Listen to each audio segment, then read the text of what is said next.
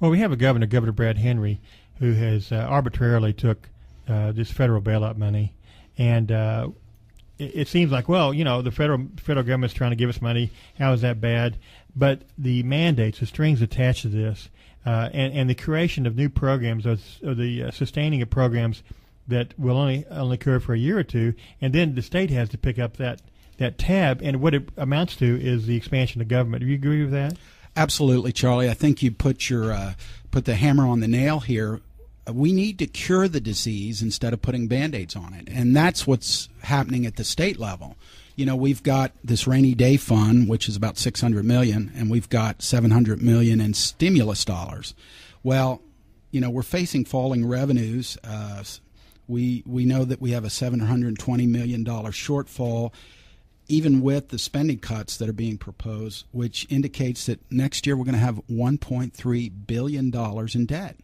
Yeah, Gary Stanislavski, a senator from Tulsa, said that could represent 29% of the budget based of the 2009-2010 budget that they'll have to deal with for the 2010-2011 fiscal budget. Yes. In fact, 29% is a lot of money. That is a lot of money. And in fact, we're in a situation, I think Ben Franklin said it best. He said, you shouldn't spend tomorrow's money today. You should save and spend today's money tomorrow. And we're really in the borrow and sorrow part of this. We, for years, have been spending so much money.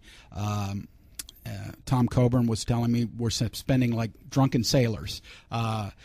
Even if we make all these spending cuts, if there are any sailors out there, by the way, we're not trying to offend no, you. not at all. But here's an example. We have the city of Tulsa laying off 130 police officers, and 30 or 35 positions of those being restored by federal bailout money of $3.4 million. Well, there's two problems I have with that. Number one is that money is not a ongoing revenue stream. It's just a one-time deal. Exactly. Number two, it brings in federal control of the Tulsa Police Department. Why do we want to have all these federal rules on? The police are burdened as they are already, but why bring in all these federal controls? Why should we have a bureaucrat in Washington, D.C. in the Justice Department telling us how to run our police department? You're exactly right. We need to return control of all these different agencies and departments to the local community. This is where the solutions come from. Propping up a budget with stimulus funds is really only a short-term fix with long-term consequences. Somebody has to pay that money back, and it's going to be our children. The next generation is going to pay for the mistakes we make today. So we really need to reform government. We need to look at ways that we can bring spending under control, and we don't seem to be doing that right now. Well, most Republicans and conservatives I talk to, rather than when you have a shortfall in the government budget, they, instead of saying let's raise taxes, they say let's build up our economy and grow the economy. Now you have a lot of familiarity with the energy business, which is an important part of Oklahoma's economy. One of the reasons why we have this shortfall in state revenue funds is because we have a decline in the price of natural gas. Yes, and that's a very important component of funding state government in Oklahoma. And we have a federal administration, I think, that is discouraging fossil fuels and the oil and gas business and the energy business overall in Oklahoma is going to take a hit. How does the state react to that? Well, it's very interesting you say that because just recently, part of my continuing education I do some studies at OSU. We had an energy conference there. It was very interesting. You had all the top people in natural gas, oil production, coal, nuclear energy, even ethanol and wind power.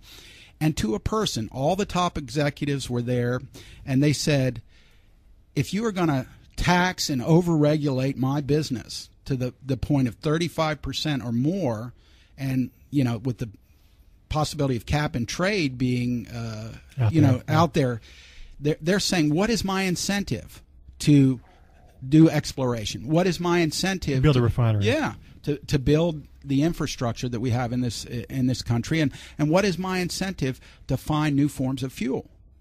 Yeah, and I don't know anybody in the energy industry that says we don't want to discover cleaner, better No, ways. no. But the reality of it is that we need oil and gas and coal. I had lunch with a person in the coal industry last week, and I say, why would America need coal? And he said, because it is the right now the cheapest way to produce energy, electricity. You know. Go to a coal-fired plant, and I sell to gas turbines and the natural gas industry, combined cycle units. But go to a coal-fired plant sometime and go over the operation, see what they're doing. What's going on at the federal level is antithetical to the problems we have. We need to use every source of energy that we have that's viable and do something about our reliance on foreign oil. Well, yeah, and we've in the Tulsa Beacon, we've written about the Bakken Formation up in Montana and North Dakota, and we could be well on our way to the path of energy independence if we just had a big dose of common sense. And I don't know why that's so lacking. Well, you wonder sometimes. Senator Coburn was saying we have people up in the federal level that, and nothing against them, about probably 52 attorneys, and none have ever changed a tire in their life. Maybe. I don't know. You're listening to Tulsa Beacon Weekend. I'm your host, Charley Biggs, publisher of the Tulsa Beacon newspaper, Tulsa's family newspaper. And we're talking with David Brumbaugh, a Republican running for the nomination for House District 76, which is in Broken Arrow. If somebody was interested in your campaign, David, how would they contact you? Well, we have a website. It's www.brumbaugh, the number 4, for house. Better spell Brumbaugh. BRUMBAUGH, and that's forhouse.com, and that's the number 4. David, you and I had the privilege of going down to Oklahoma City last week, and we went to the pro-life Media Coalition annual legislative luncheon, which was always a treat, and it's great to go down there and to see these guys who are interested in pro-life issues, interested in saving lives, not only the lives of unborn babies, but also for the disabled and elderly, because we are on a slippery slope in this country. In fact, this health bill that got through the Senate, U.S. Senate, has a provision, I believe, that to pay for federal pay for abortions. Yes. How do you stand on the pro-life issue? Well, I got to tell you, Charlie, that Media Coalition lunch was great. And that video that was shown to all the legislative members, I think every Oklahoman should see. It was an eye-opener, wasn't it? It was. It just tremendous. I had tears afterwards, I've got to tell you. Yeah, I always cry when I go down there, too. But for different reasons. For different reasons, yes.